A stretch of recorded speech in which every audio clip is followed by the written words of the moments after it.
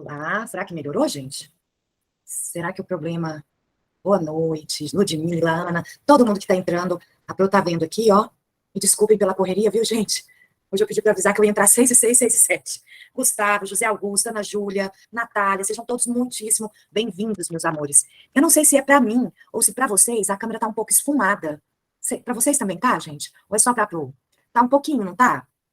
E eu não tô conseguindo passar aqui um paninho. Eu acho que não é nela. Tá um pouco, né? Então eu vou pedir vocês para essa aula a gente fazer assim, e na próxima aula eu troco de notebook, tudo bem? Porque o outro tá embaixo lá no carro. Certo, meus amores? Me desculpem, é alguma coisa que aconteceu. Vamos lá, então? Sejam todos bem-vindos. Gente, para reorganizar aqui o nosso pensamento, a nossa cabecinha, deixar para eu verificar com vocês. No nosso último encontro, deu tempo de começarmos a falar de arcadismo? Dá um ok para Pro. Se deu tempo de fazer uma introdução de arcadismo. Ou se a Pro encerrou, não? Mas nós fizemos Padre Antônio Vieira, lá do Barroco, quando o padre surtou, gente, quando ele fez um sermão bem revoltado. Sim? Ótimo. Então é isso. Então nós vamos fazer a introdução agora de arcadismo. Hoje tem muita coisa boa pra gente falar. Hoje o alienista vai, ó, andar pra caramba na nossa aula e vai dar tudo certo no final, tá bom? Já vou começar o compartilhamento com vocês de arcadismo e nós vamos começar os nossos trabalhos, certo? A Pro já vai colocar aqui, tudo bonitinho, como manda o figurino. Arcadismo, já arrumadinho. Deixa ele aqui prontinho para começar o nosso compartilhamento.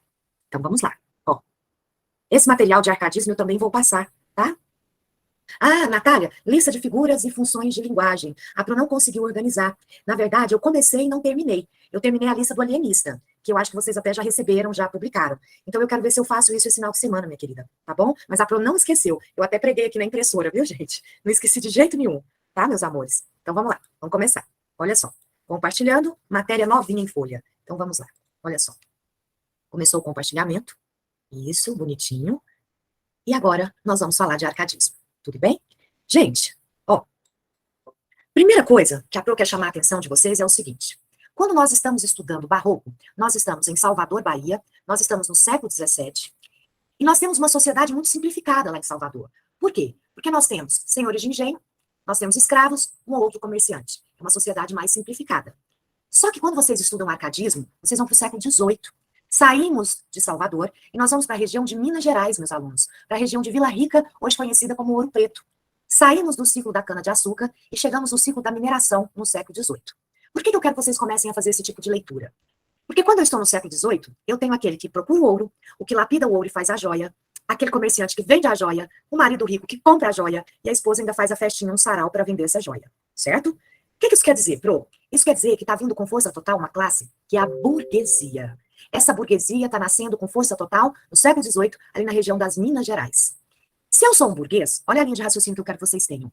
Eu não nasci em berço de ouro, mas eu quero que meu filho tenha acesso a tudo aquilo que eu não tive. Por isso, meu filho vai estudar na Europa, vai estudar em Coimbra. E quando ele está estudando em Coimbra, gente, o meu filho ouve falar de uma colônia lá na América do Norte que está fomentando ideais de independência.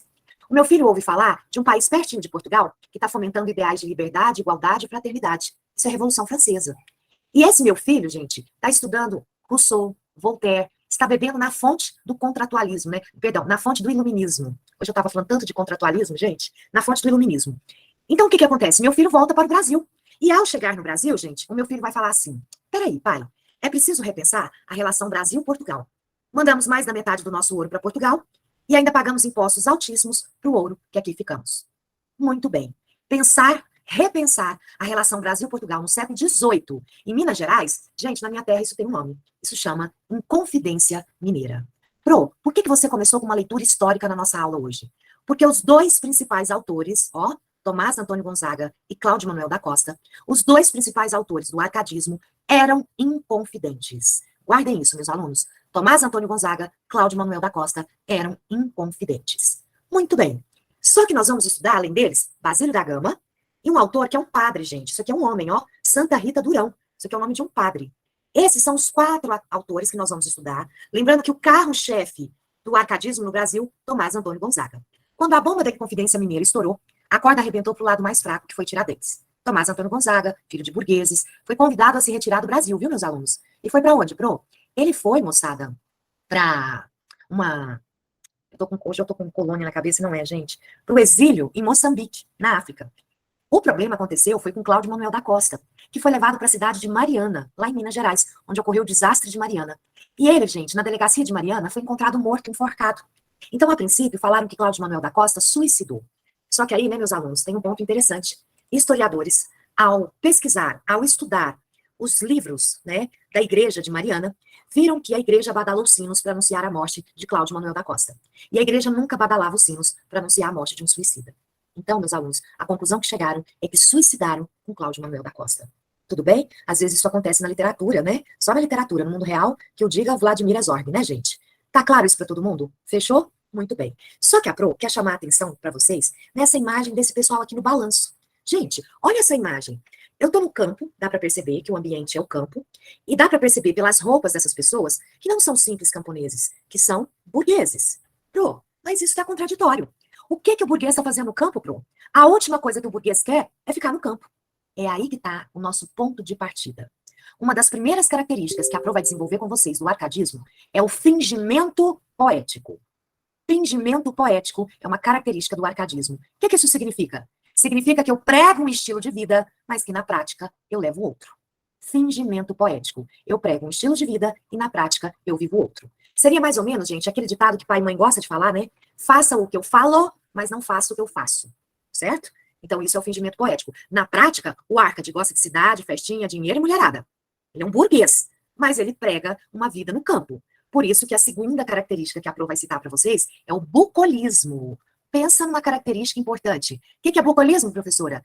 Tudo aquilo que faz referência ao campo, a valorização da vida no campo.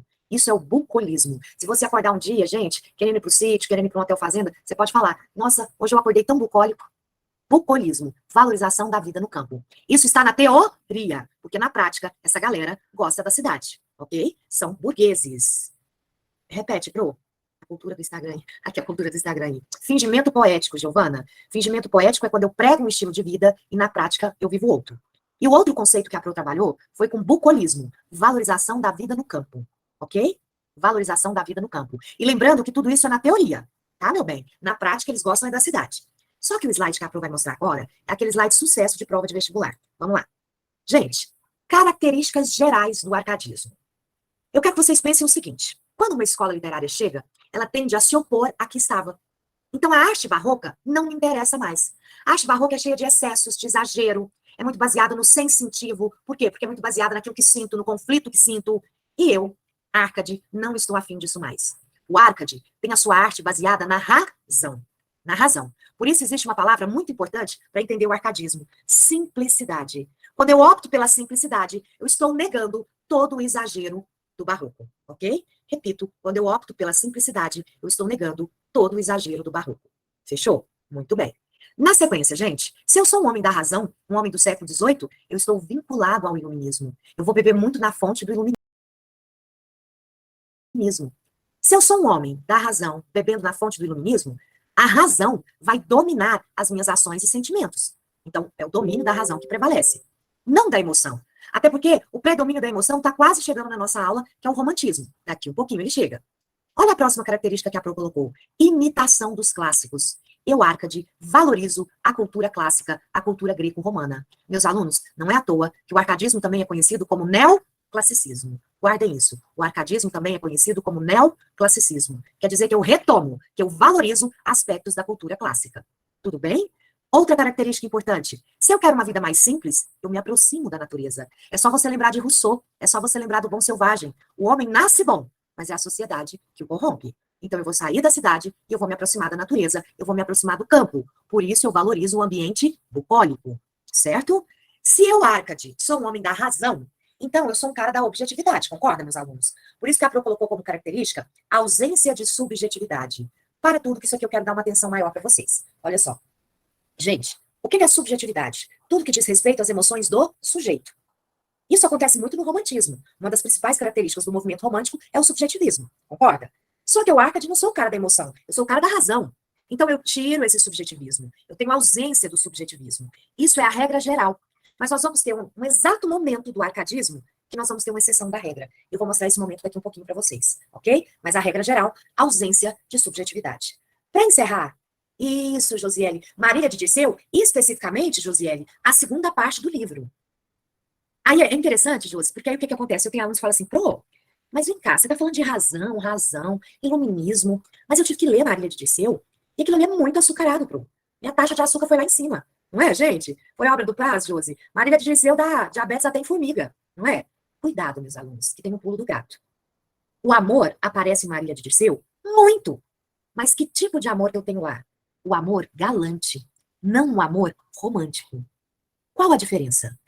O Árcade, ele ama, ele quer casar, ter filhinhos e acha que ele vai ser muito feliz. Esse é o Árcade. Só que se ela não quer, tem quem quer. A fila anda. O amor romântico é aquele amor lá do Álvares de Azevedo que virá, que vai dizer assim: ah, eu amo, eu não sou correspondido, ah, eu sofro, quero morrer. Não imagino minha vida sem ela. Esse é o amor dos românticos. O amor galante é um amor pautado na razão. É a hora que muito aluno fala, como pode um amor pautado na razão? Pode sim. É o amor do Árcade. Isso quer dizer, gente, que a fila anda. Se ela não quer, tem quem quer. Esse é o Árcade. Tudo bem? Deu para entender, Josi, o que é amor galante? Deu, galera? Então, até o amor vai ser pautado pela razão. Ok? Sara, deu? Perfeito. E agora, Pro? Vamos falar de, que você está falando de características? O que você quer mostrar? Eu quero mostrar isso aqui. Eu sei que a aluna adora o mapa mental e vocês vão ter esse material. Olha isso aqui, gente. Sucesso esse mapinha aqui. Nós estamos estudando o arcadismo, certo? Então, nós estamos no século XVIII.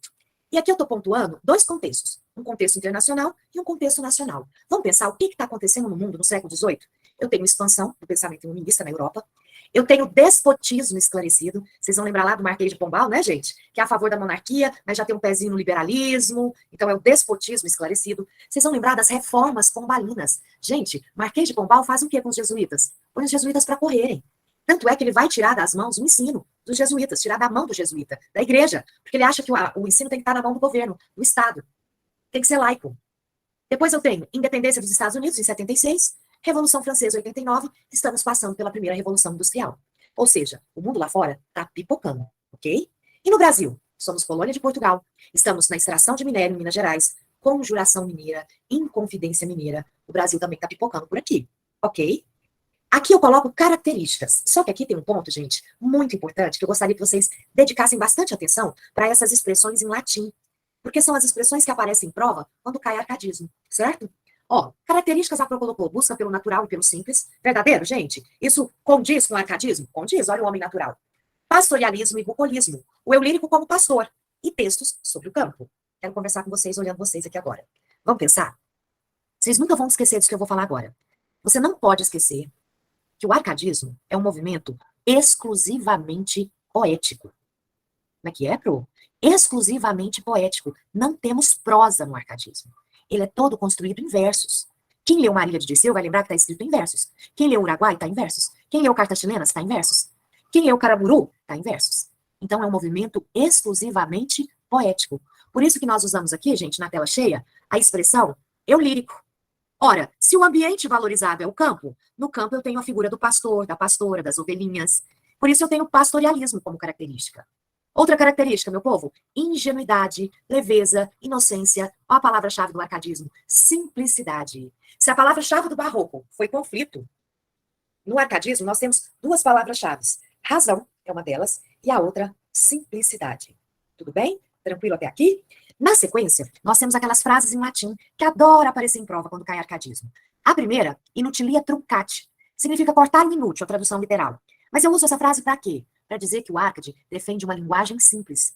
Eu vou cortar tudo que é inútil, tudo que é rebuscado, tudo que é floreado demais. Que linguagem anterior ao arcadismo que era difícil, que era mais rebuscada? A linguagem barroca. Então, inutilia truncate, cortar o inútil, se refere a uma linguagem mais simples.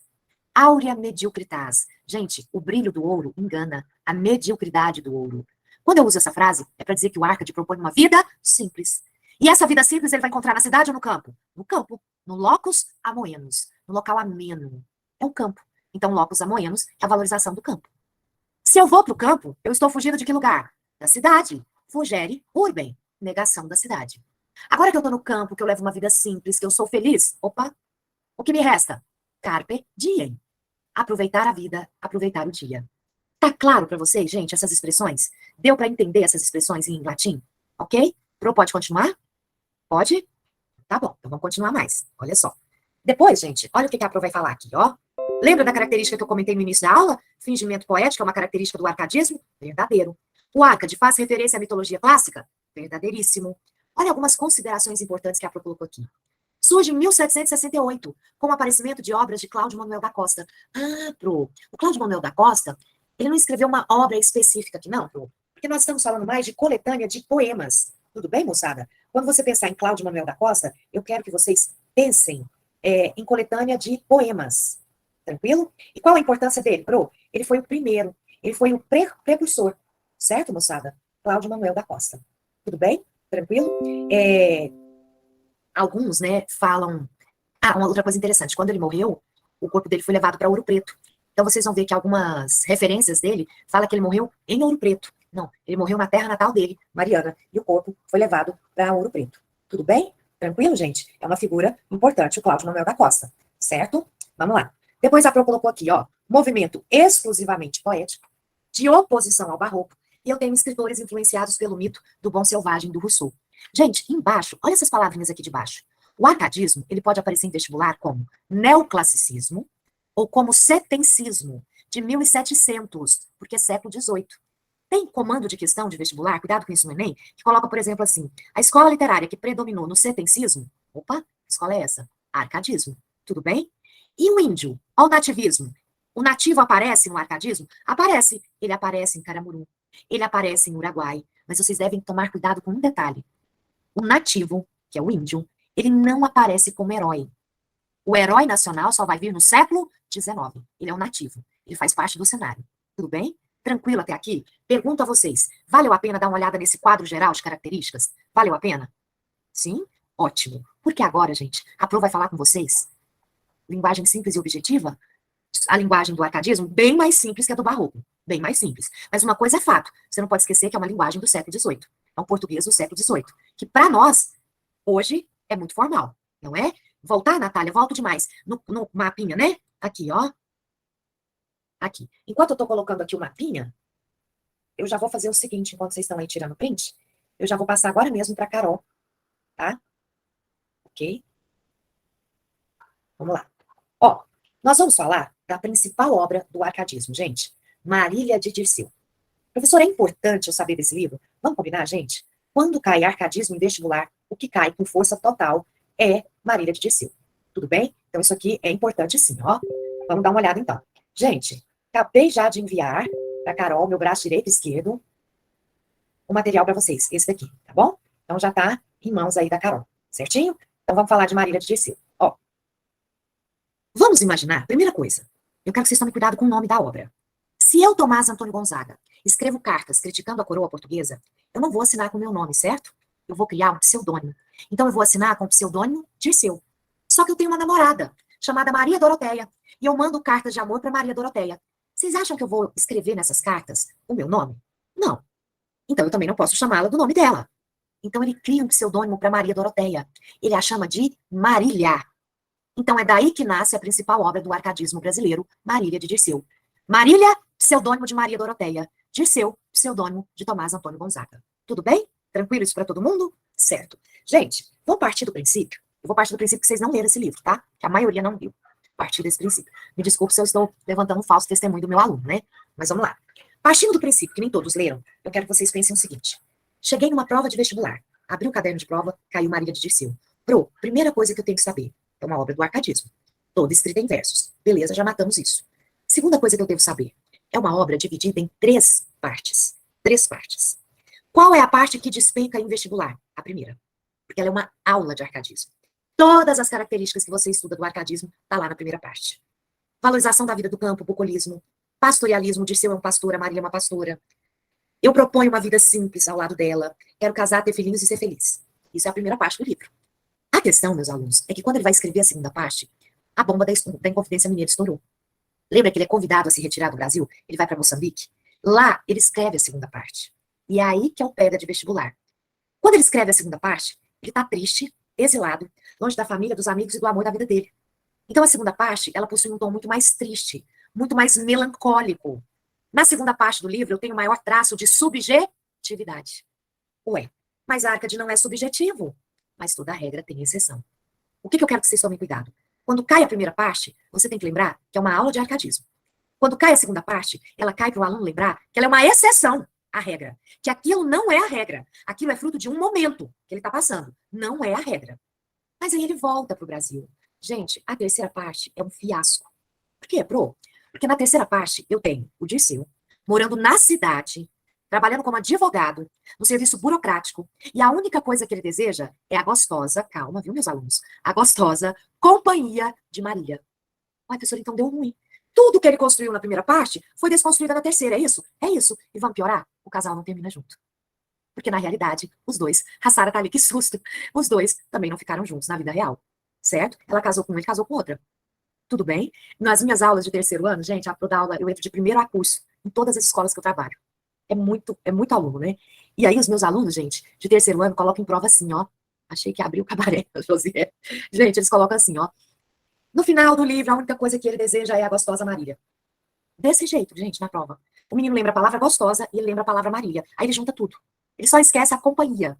Tudo bem, gente? Então, no final, ele na cidade, vivendo a vida da cidade, longe do campo, a única coisa que ele deseja é a sua amada Marília.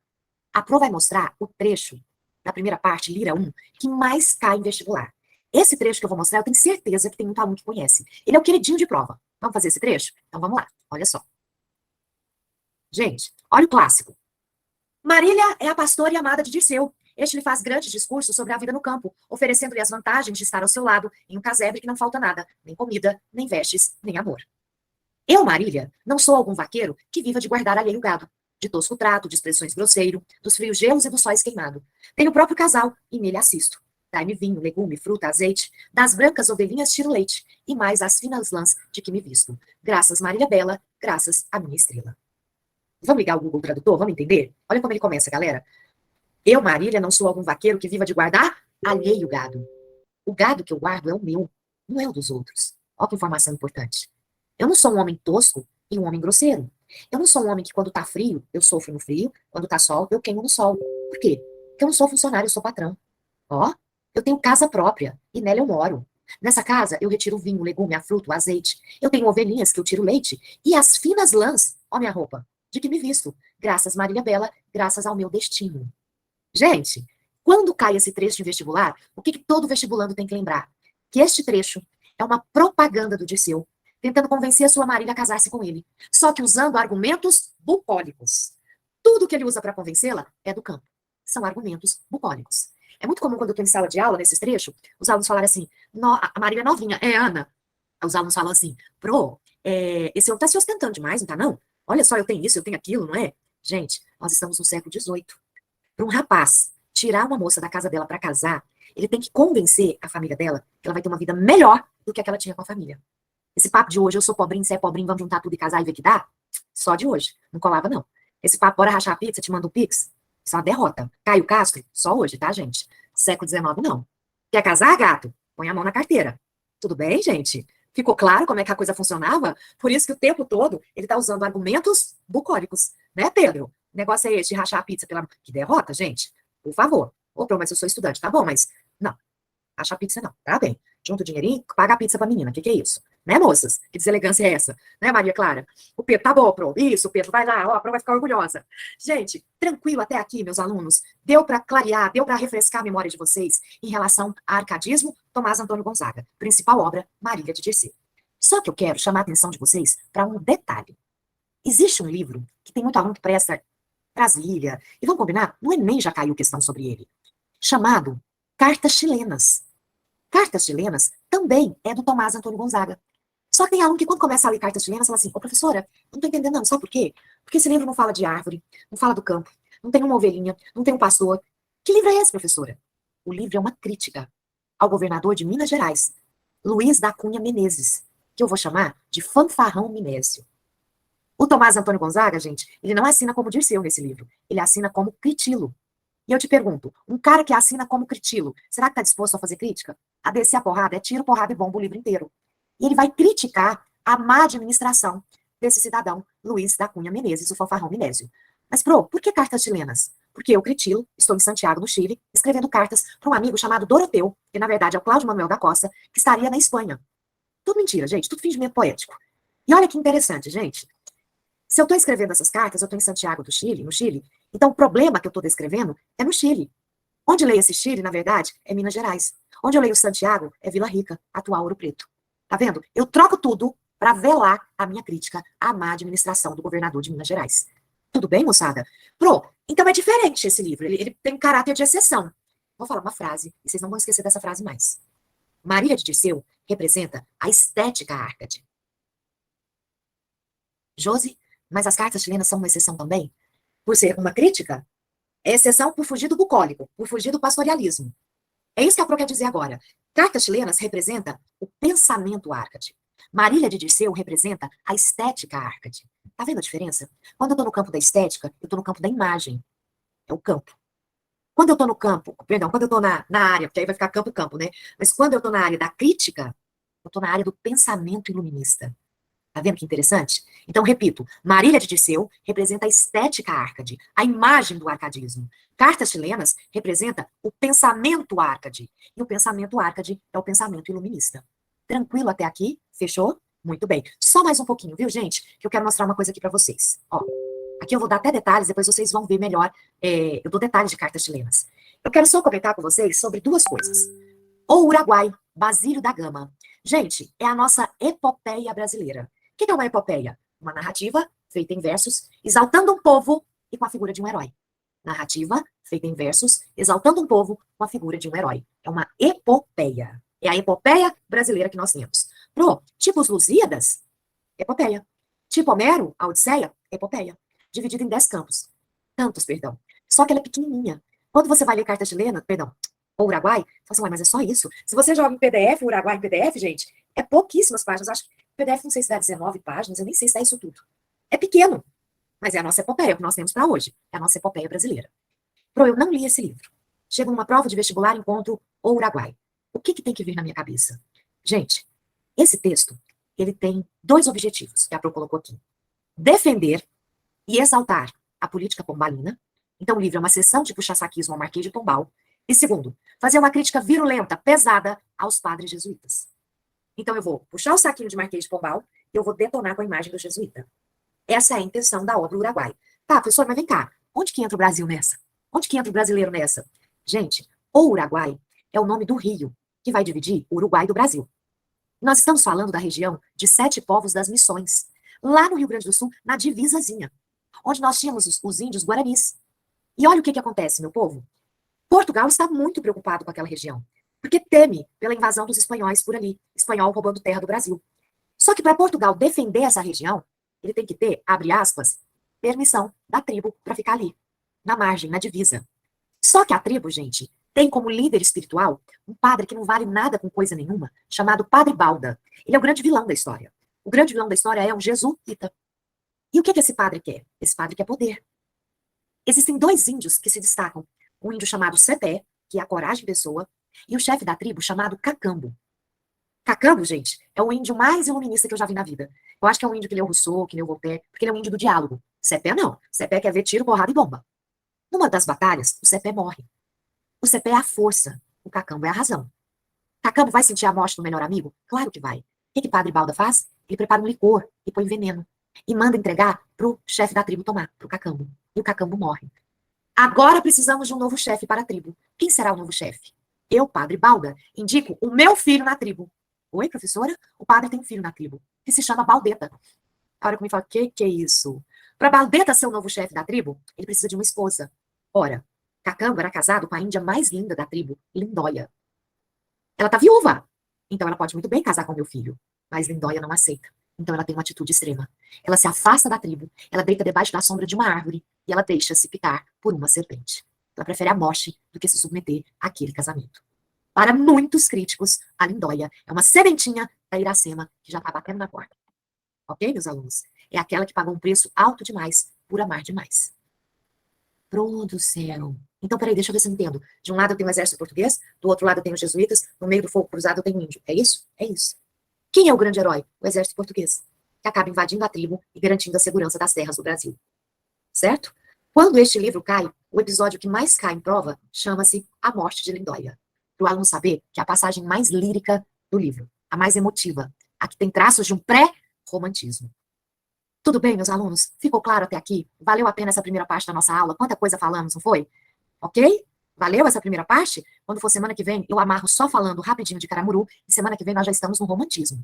Vamos fazer poesia romântica, porque agora nós vamos voltar para o doutor Simão Bacamarte. Tudo bem? Pro vai só parar aqui essa apresentação, fechar esse PowerPoint, e agora nós já vamos para a segunda parte da nossa aula, certinho? Então vamos lá.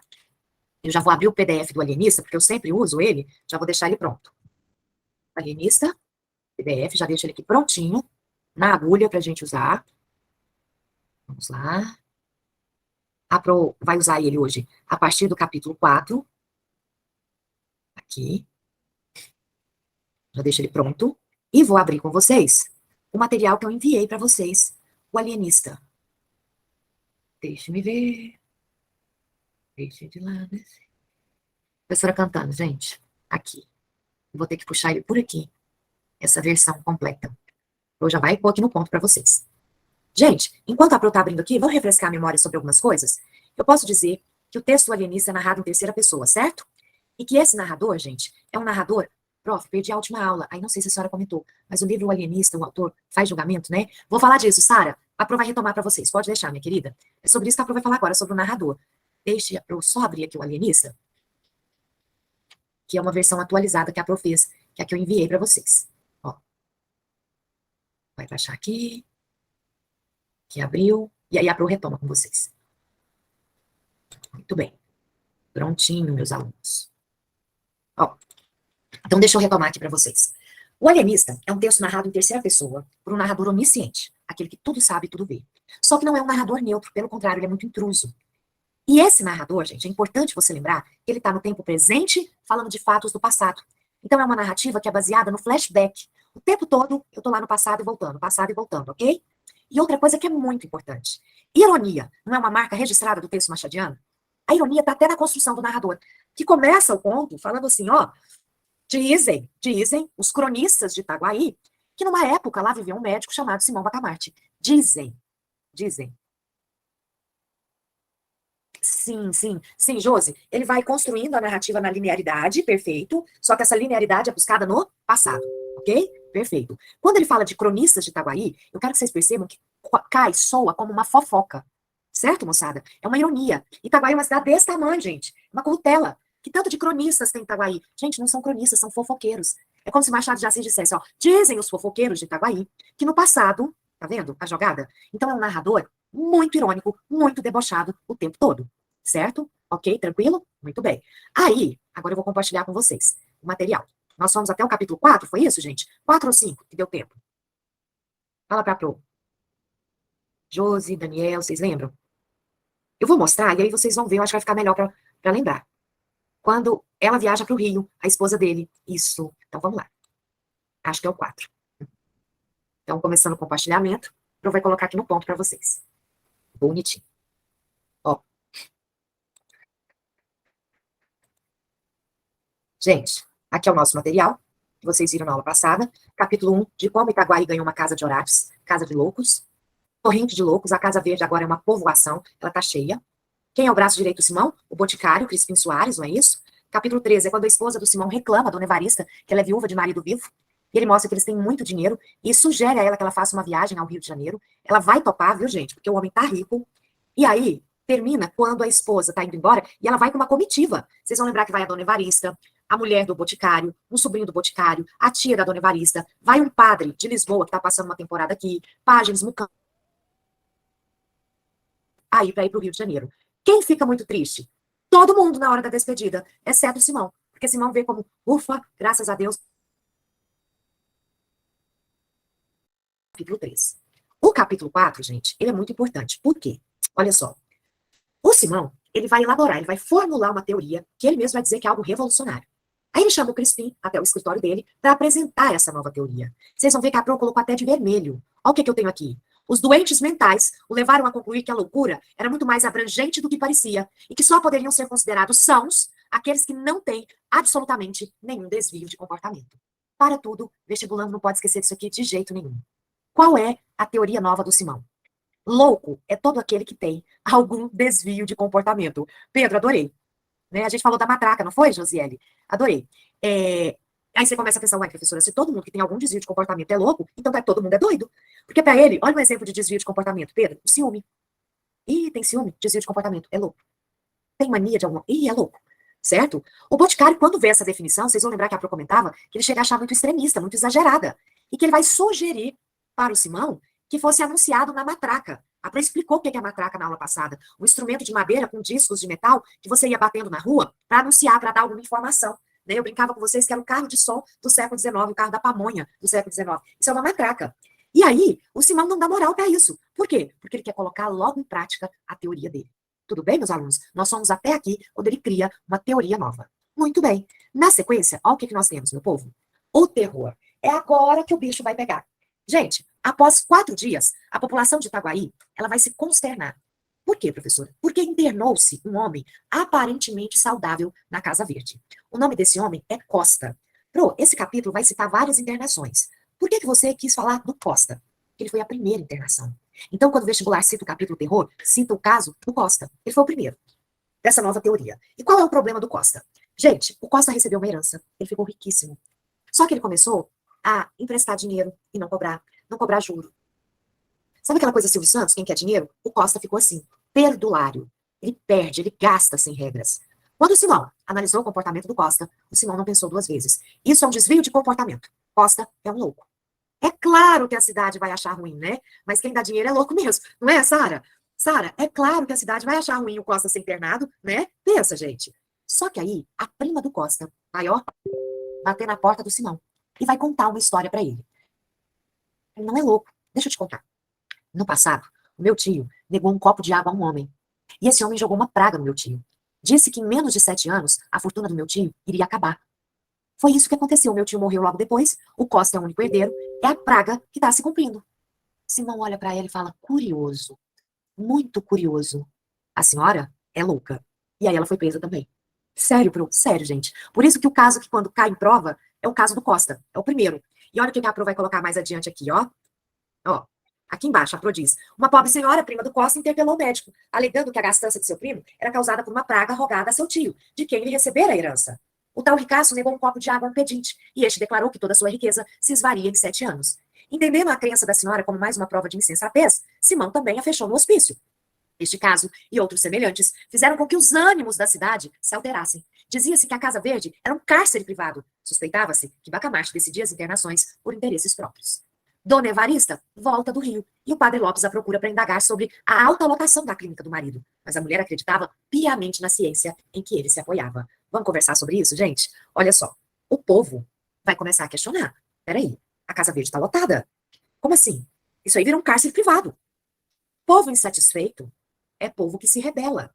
Não é à toa que o próximo capítulo, o capítulo 6, o título é A Rebelião. Certo, moçada? Só que eu quero que vocês percebam que a dona Evarista volta, e quando o padre Lopes vai conversar com ela, questionando as atitudes do Simão, ela não apoia o padre. Pelo contrário, ela apoia o marido dela. Ela fala, meu marido é um homem da ciência. E tudo que ele faz está certo. Eu acredito no que ele faz. Se ele diz que uma pessoa é louca, é porque ela é louca. Gente, que perigo. Porque daqui a um pouquinho é a dona Evarista que vai ser trancada na Casa Verde. Certo? A Pro quer mostrar para vocês esse trecho do capítulo 5. Olha só, vamos lá. Ó, tá bem aqui no finalzinho. Ele vai citar muitas internações. O Mateus, né? O Costa é o primeiro. Aqui, gente. Isso aqui é legal. Ó, diz assim. A partir daqui, ó. Chegaram 2 ou 3 pessoas de fora. Crispim mandou-as mentalmente a todos os diabos. Não só atravessam o passeio, como podiam acontecer que Bacamarte elegesse alguma delas para acompanhá-lo e o dispensasse a ele. Que impaciência, que aflição. Enfim, saíram. O alienista guiou para os lados da casa do albardeiro. Viu a janela, passou 5, 6 vezes por diante, devagar, parando e examinando as atitudes, a expressão do rosto. Isso aqui ainda falando do Mateus, outro que foi preso, né? O pobre Mateus apenas notou que era objeto de curiosidade ou admiração do primeiro vulto de Itaguaí. Redobrou de expressão, deu outro relevo às atitudes. Triste, triste, não se fez mais do que condenar-se. No dia seguinte, foi recolhido à Casa Verde. Como é que é, Pro? Mateus está muito triste, Mateus está decepcionado. Então, Mateus está doido. Tristeza demais também é loucura. A Casa Verde é um cárcere privado, disse um médico sem clínica. Ó, gente, um médico da cidade chegou a essa conclusão. Mas o que eu quero mostrar para vocês é isso aqui, gente. Quando o padre está falando com ela. Aqui, ó. Tá bem aqui no finalzinho. Aqui, ó. Vai citar até Dante Alighieri. Olha só. O padre Lopes, que cultivava o Dante, gostava de Dante Alighieri e era inimigo do coelho, nunca ouviu desligar-se de uma pessoa que não declamasse e emendasse esse trecho. La bocca solevo del fiero pasto, quel secatore. Mas uns sabiam do ódio do padre e outros pensavam que isto era uma oração em latim. No finalzinho, depois que ele vai falar com a dona Evarista, gente, o padre fica muito nervoso porque ela não deu moral para ele. Aí ele dá uma trombada no homem, no coelho, ele reclama. É uma das cenas que você vê o padre mais mal-humorado. Por quê? Porque ele foi reclamar e a mulher não deu moral para ele, a dona Evarista. E é quando ele xinga. Ele xinga o homem em latim, de bobo, de tolo, não é? De asno. A verdade é essa a tradução, uma espécie de asno. E aí, gente, o povo acha que é latim, não é italiano. E o que eu quero que vocês percebam? O padre perdeu a paciência. Isso pode ser um desvio de comportamento. O padre tem que tomar muito cuidado. Mas aí, a sorte do padre é que esse desvio de comportamento não chegou no ouvido do Simão. Tudo bem? Então, para o Simão, o padre é um homem sensato e equilibrado. Mas ele teve seu desvio de comportamento. Fechou? Na sequência, olha o que nós temos aqui, gente. A confusão está armada. Vamos ver a rebelião? Gente, com as recorrentes notícias de aprisionamentos arbitrários feitos por Bacamarte, vai aparecer esse personagem aqui, galera. O barbeiro Porfírio, que liderou uma revolta contra a Casa Verde. Esse Porfírio, gente, ele tinha um apelido que era Canjica. E aí essa revolta ficou conhecida como a Revolta dos Canjicas. Vai reunir um grupo, né, de umas 30 pessoas e vai até a Câmara dos Vereadores protestar. Qual era a intenção? O fim da Casa Verde, né? O fim da Casa Verde e a prisão à cabeça do Simão Bacamarte. Só que os vereadores defenderam o Simão. Os vereadores representam a elite, e a elite defende o Simão. Somente um dos políticos, um vereador chamado Sebastião Freitas, concordou com o barbeiro. E olha o que esse Sebastião Freitas vai afirmar: a Casa Verde é a Bastilha da razão humana. Gente, repito, a Casa Verde é a Bastilha da razão humana. O que a gente faz com a Bastilha? A queda da Bastilha. Preparem os ouvidos, galera. Eles vão reunir um grupo de 300 homens. E eles vão para as ruas. E eles estão indo para as ruas em direção à Casa Verde. A dona Evarista tá lá na casa dela, e aí uma das mucamas tá arrumando o vestido dela, tem uma costureira lá, falando: olha, o povo tá protestando na rua contra o marido da senhora, pode ser perigoso. Ela fala: não, nada de mal acontece com meu marido. Só que quando ela vê o barulho se aproximando, aquela multidão, ela corre para alertar o Simão. A multidão para na frente da Casa Verde. E todo mundo quer a cabeça do Simão. Galera, o Simão aparece. E ele vai fazer uma coisa que foi péssima. Ele olha para a população indignada, revoltada, e ele diz o seguinte: ó, se alguém aqui quiser me ajudar na parte administrativa da Casa Verde, eu até aceito. Mas se alguém aqui quiser palpitar na parte médica, isso eu não aceito. Porque não tem nenhum homem aqui à altura de discutir comigo no campo da ciência. E eu não vou ficar aqui jogando pérolas aos porcos. Pesado, hein, gente? Será que isso vai instigar o povo? Será que o rebuliço vai ficar maior? É aí que o povo quer a cabeça do Simão. É gritaria, tiro, porrada e bomba. Quando, de repente, gente, o Porfírio estava pronto para ordenar o ataque final. Aparecem quem? Os dragões. Quem são os dragões, Pro? Os soldados do governo. Chegaram para estabelecer a ordem. E o sangue tá quente. Vamos dar uma olhada nesse finalzinho aqui, gente? A rebelião, olha só. Vem aqui. De um finalzinho, ó. Quando chegam os dragões. Aqui, opa. Gente, ó o quebra-quebra. Meus amigos, lutemos até o fim. A salvação de Itaguaí está nas vossas mãos dignas e heróicas. Destruamos o cárcere de vossos filhos e pais, de vossas mães e irmãos, de vossos parentes e amigos e de vós mesmos. Ou morrereis, a pão e água, talvez a chicote, na masmorra daquele indigno. E a multidão agitou-se, murmurou, bradou, ameaçou, congregou-se toda em derredor do barbeiro. Era a revolta que tornava-se da ligeira síncope e ameaçava arrasar a Casa Verde. Vamos! Bradou Porfírio, agitando o chapéu. Vamos! Repetiram todos. Deteve-os um instante. Era o corpo de dragões que, marcha a marcha, entrava na Rua Nova. Eita, professora, agora o bicho vai pegar. Gente, olha o título do capítulo 7. O inesperado. Olha o primeiro parágrafo. Chegados os dragões em frente aos canjicas, houve um instante de estupefação. Os canjicas não quiseram crer que a força pública fosse mandada contra eles, mas o barbeiro compreendeu tudo e esperou. Os dragões pararam. O capitão intimou a multidão que se dispersasse. Mas, quando uma parte dela estivesse inclinada a isso, a outra parte apoiou o barbeiro, cuja resposta consistiu nestes termos alevantados.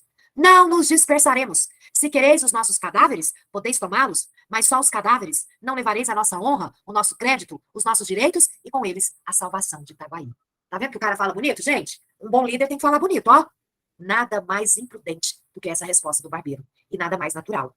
Era a vertigem das grandes crises. Talvez fosse também um excesso de confiança na abstenção das armas por parte dos dragões. Confiança que o capitão dissipou, mandando carregar sobre os canjicas. O momento foi indescritível. A multidão urrou furiosa. Alguns, trepando as janelas das casas ou correndo pela rua fora, conseguiram escapar, mas a maioria ficou, bufando de cólera, ó, de raiva, indignada, animada pela exortação do barbeiro. A derrota dos canticas estava iminente, quando um terço dos dragões, qualquer que fosse o motivo, as crônicas não declaram, passou subitamente para o lado da rebelião. Oi, professora? Para tudo? Vamos lá? Aqui, gente. Ó. O que aconteceu, Pro? Gente, olha que perigo. Eles não estão lá? O título do capítulo não é O Inesperado? Olha o que a Pro quer mostrar para vocês. Um terço dos soldados passou a defender os manifestantes. Em instante, os demais dragões, recusando-se a atacar seus iguais, também se uniram ao povo. Então, galera, aqueles que estavam ali para conter a rebelião, acabaram engrossando o caldo da rebelião. E aí, Pro? E aí, meus alunos? O poder, ele é muito sedutor. Quando o Porfírio viu o poder dele sobre aqueles homens, olha o que o Porfírio faz, galera. Ele conclama os revoltosos para irem à Câmara dos Vereadores, para dar um golpe, para tomar o poder, instaurar um novo governo. Ué, mas esse negócio tá errado. O problema não era a Casa Verde, o problema não eram os vereadores, era a Casa Verde. O problema é o poder. O bichinho do poder picou o barbeiro Porfírio. Então agora é isso que ele quer. Ele vira e fala assim, ó, deixa a Casa Verde, que amanhã eu volto e a gente resolve. Partamos todos. E eles foram todos para a Câmara dos Vereadores. Porfírio dá um golpe, toma o poder e se auto-intitula o protetor da vila em nome de sua majestade e do povo. E vamos melhorar? Ele ainda declara um feriado municipal naquele dia. Professor, e o povo? O povo, meus alunos? Foda-se o povo. Sempre foi assim. O meu interesse próprio se sobrepõe às necessidades do povo. É uma obra crítica, gente? É um texto crítico? Trabalho com ironia, mas o tempo todo eu também estou alfinetando várias classes da sociedade ali, do seu tempo. Machado de Assis consegue fazer isso? Consegue fazer isso muito bem. Tá claro? Vamos ver o finalzinho do capítulo 7, galera? Olha só para vocês, ó. Que um pouquinho a gente está encerrando. Ó, finalzinho do 7. Diz assim. Aqui, ó. O barbeiro sorriu. Era pura verdade. Salvo o capitão, os vereadores e os principais da vila, que é a elite, toda a gente o aclamava. Os mesmos principais, se o não aclamavam, não tinham saído contra ele. Nenhum dos almotáceis deixou de vir receber suas ordens. O que é isso, gente? Seria uma tradução para seguidores. Nenhum dos seguidores deixou de vir seguir suas ordens. No geral, as famílias abençoavam o nome daquele que ia, enfim, libertar Itaguaí da Casa Verde e do terrível Simão Bacamarte. Eita, Lelê, gente. Como o povo é iludido, né? Desde que o mundo é mundo, o povo espera um salvador da pátria, ó. Olha o início do capítulo 8, gente. Olha o título. Angústias do Boticário. Esse capítulo é pequenininho, ó, pra vocês verem. Tá vendo? Tanto que ele é pequenininho. Por que o Boticário tá angustiado, Pro? Porque ele tá com medo, gente. Se ele sempre foi o braço direito do Simão, agora querem a cabeça do Simão, prendem o Simão, o medo é que isso ocorra com ele. 24 horas depois dos sucessos narrados no capítulo anterior, o barbeiro saiu do Palácio do Governo, foi a denominação dada à Casa da Câmara, com 2 ajudantes de ordens, e dirigiu-se à residência de Simão Bacamarte. Não ignorava ele que era mais decoroso ao governo mandá-lo chamar. O receio, porém, de que o alienista não obedecesse, obrigou a parecer tolerante e moderado. O que vai acontecer, moçada? É agora que vocês vão ficar surpresos. Vamos lá. Amei o deboche, a Mariana. Salvador da... Mariana, você gostou do deboche? Tá certo. Gente, agora eu quero conversar com vocês e mostrar uma coisa muito importante. Vocês lembram que o barbeiro fala pro povo, ó, esquece a Casa Verde, amanhã eu volto e a gente resolve isso aqui. Muito bem, ele tomou o poder, agora ele é o governo. Ele chega na casa do Simão, bate na porta, e agora ele chega acompanhado de 30 manifestantes. Ontem foi 300. Professora, morreu gente nessa confusão? 11 mortos e 25 feridos. Foi o saldo da confusão. Então, o pau quebrou entre eles. Tá. Aí o que acontece, gente? Quando ele chega, o Simão tá pronto para se entregar. Tanto que o Simão vai falar assim, ó, Porfírio, vamos fazer o seguinte, você pode me prender, eu não vou resistir, mas eu vou te pedir um favor. Não me obrigue a ver a demolição da Casa Verde. Eu não quero assistir a destruição da Casa Verde, ok? E aí, gente, para surpresa de todos, olha o que o barbeiro vai falar, o Porfírio. Mas quem falou em destruir a Casa Verde? Ela não será destruída, meu caro. Eu estou aqui para lhe propor uma aliança. Você vai soltar uma meia dúzia de loucos, só para acalmar o povo, né, para o povo ficar tranquilo, e você vai me apoiar. Em troca disso, você pode continuar com a Casa Verde, continuar com as internações, não tem problema. Mas eu quero que você me apoie a partir de hoje. Porque a elite te apoia. Ó, Gustavo, a hipocrisia. Não é, Gustavo? A elite te apoia. O povo me apoia. Se fizermos uma aliança, eu terei o apoio do povo e da elite. Professora, mas ele não queria a cabeça do Simão? Ele não chamou o Simão de indigno. O Simão não era o inimigo, agora ele propõe aliança. Por quê? Porque ele quer ficar mais forte. Isso é o jogo político, meus alunos, que Machado de Assis está descrevendo no século XIX. O miserável é um gênio. A Rafaela, não é, Rafaela? É muito, é impressionante, né? A construção do texto machadiano. Aí o Simão assusta quando ele diz isso, né? Vocês vão ver que o Simão vai assustar. Eu já estou até entrando um pouquinho no próximo capítulo.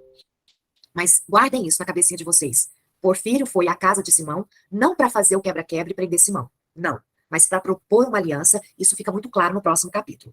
Esse capítulo não é as angústias do barbeiro, perdão, do boticário. O boticário não dormiu a noite toda, gente, com medo de ser preso, com medo de ser morto. Quando o dia amanheceu, partiu Palácio do Governo, porque não é mais Câmara dos Vereadores, agora é o governo do Porfírio. Que ele chegou lá, cadê o Porfírio? Ora, Porfírio já tinha saído cedinho para ir na casa do Simão, não tinha? Então ele conversou com os apoiadores do Porfírio para manifestar o seu apoio à nova administração. Traduzindo, o barbeiro é o vira-folha. Viu, gente, como é que a coisa funciona aqui agora? Sou vira-folha. Agora eu apoio quem, Simão? Não. Agora eu apoio o novo governo. Traduzindo, eu apoio quem é mais forte. Eu apoio quem pode me beneficiar. Meu apoio nunca é sincero. É baseado no levar vantagem de alguma coisa. Vira folha, né, Sara? Isso acontece no mundo político? Conveniência, José Augusto. Conveniência. De acordo com o que me convém, eu estou apoiando determinado político. Tá claro, meus alunos? Tranquilo até aqui? Pergunto a vocês.